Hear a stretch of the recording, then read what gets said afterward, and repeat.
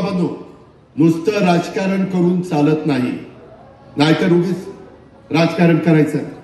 आज सुनील माने असं काय बोलला आणि अजित पवार तसं काय बोलला आणि मकरंदाबा अजिलकर असं काय करतो आणि ती बाळासाहेब सोळसकर तसं काय. अरे त्यांना काय बोलायचं ते बोलतील ना. आपल्या रानातलं गाजर गवत तरी काढा, तिच्या आयला ते पहिलं ते रान स्वच्छ करा, तिथलं पहिलं पीक बघा.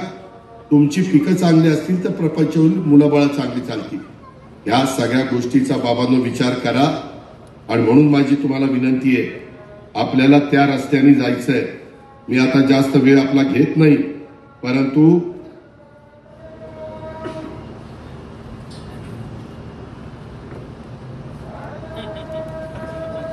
हे टीव्ही वाल्याचं फार अवघड झालं.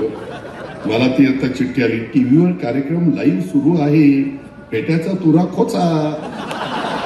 आता मला काही डोळे असे आहेत, माझ्या पेटाचं संगोपी झालेली खऱ्याची दुनियाच राहिली नाही. बरं मी बोललो की बघा अजित पवार कसा बोलतो, काय खरं ते बोलतो, काय चुकीचं बोलतो, मला तर काय कळत. हा तर इथून पुढे असं कर बाळासाहेब, कुठं सभा असली की एक आरसा असायला बसचा, म्हणजे मी मतदार की काय थांबू काय जरा आदरण चालू थांबू.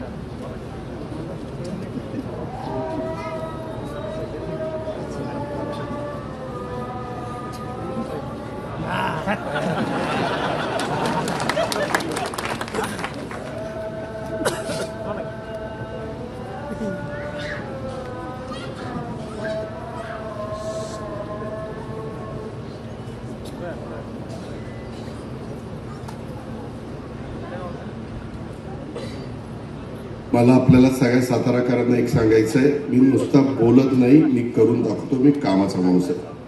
मला तुम्ही सगळ्यांनी साथ दिली, राष्ट्रवादीच्या पाठीशी तुम्ही साताराची ताकद उभी केली. मेडिकल कॉलेज तुमच्याकडे होत नव्हतं, मेडिकल कॉलेज कसं केलं आणि कसे पैसे दिले हे माझं मला माहिती. त्यावेळेस तुमच्या सातारचे मुख्यमंत्री असताना देखील मी माझं मेडिकल कॉलेज पुढच्या कॅबिनेटला मंजूर केलं, आधीच्या कॅबिनेटला सातारचं मेडिकल कॉलेज मंजूर केलं की उद्या कुणी म्हणायला नको उपमुख्यमंत्र्यांच्या बारामतीत मंजूर केलं, मुख्यमंत्र्यांच्या साताऱ्यामध्ये नाही. माझं मेडिकल कॉलेज चालू होऊन 5 वर्ष झाली, इमारत होऊन आता ही इमारत होती. नंतर मी पुन्हा उपमुख्यमंत्री झाल्यावर पैसे दिले, त्या इरिगेशनची जागा घेतली आणि ते मेडिकल कॉलेजचं बांधकाम सुरू केलं. इथलं सैनिकी स्कूल चव्हाण साहेबांनी काढलेलं, त्या सैनिकी स्कूलला 500 कोटी रुपये मंजूर केले. तिथं जाऊन बघा कामं चालली केलं. हे कोणी मंजूर केलं, फाईल कुणाची सही झाली बघा. इथं आताच्या काळामध्ये वेगवेगळ्या प्रकारच्या ज्या काही योजना आहेत त्याला वेगवेगळ्या पद्धतीनं निधी कसा देता येईल हा प्रयत्न आम्ही करत असतो. कारण सातारा आपल्या सर्वांचा जिल्हा, मी कधी तुझेपणाची वागणूक केलेली नाही. आणि अजूनही आपल्याला खूप काही कामं करायची. अनेक रस्ते आपण नॅशनल हायवेच्या मार्फत, त्याच्या हॅमच्या मार्फत, एनईपीच्या मार्फत त्या ठिकाणी करतोय. आज इथं मकरंदाबा बसलेत, त्यांना विचारा तिकडच्या भागामध्ये देखील परवा त्यांनी मला वाईला बोलवलं होतं. शाहीर साबळे त्यांनी त्यांचा सगळा पोवाडे आणि त्यांचा आवाज अख्ख्या महाराष्ट्राला माहिती. ते आज नाहीये, त्यांचं स्मारक करायचं होतं. त्याच्यामध्ये माझ्याकडनं टिकाव टाकून घेतला, भूमिपूजन. आम्हाला विचारलं आबा पैशाचं काय, नाही आता तुम्हीच द्यायचे म्हणजे. मी मुंबईला गेलो, किती पैसे लागतात विचारलं, 25 कोटी रुपये त्यांना लागणार आहे. उद्याच्या पुरवणी मागण्यामध्ये मी 25 कोटी रुपये मंजूर करून देतो. सांगायचं तात्पर्य, मी मगाशी सांगितलं मी कामाचा माणूस आहे. मी जे बोलतो ते करतो. लोक माझ्यावर टीका करतात, आरोप करतात, माझा आवाज थोडासा मोठा आहे. लोकांना वाटतं हे सारखं दमातच बोलतो का. आता मला हळू बोलता येत नाही, त्याला मी काय करू. आता मी असं म्हणालो, अरे बाबांनो ऐका, अरे पण ते त्यांना समजणार नाही त्याचं काय. त्याच्यामुळे जो काही माझा आवाज माझ्या आई बापाच्या पोटी जन्माला आल्यानंतर मला मिळालेला आहे, तो आवाज माझा आहे. त्यात माझा काय दोष आहे? माझा काहीच दोष नाही. त्याच्यावर तुम्ही पण काही काळजी करू नका. आम्ही सुनील असेल, संभाजी असेल, शहाजी असेल, यांना सगळ्यांना साथ देऊ. नव्या दमाच्या कार्यकर्त्यांना ताकद द्यायचं आम्ही ठरवलेलं आहे. कारण मी देखील इथं ज्यावेळेस पालकमंत्री झालो त्यावेळेस मी अतिशय तरुण होतो. 25 वर्षापूर्वीची गोष्ट. 25 वर्ष झाली मला राजकारणातून, 35 वर्ष झाली. आज 8-8 वेळेला लाखाच्या मतांनी बारामतीकर निवडून देतात. काहीतरी मला काम करत असेल म्हणूनच देतील ना, का कुणी 8-8 वेळेला निवडून देतील. अरे एकदा निवडून आल्यावर दुसऱ्यांदा निवडताना फाट फाटती. गळ्याच्या कुठं बोलत असं आहे सगळं. आणि त्याकरता आम्ही काम करतोय.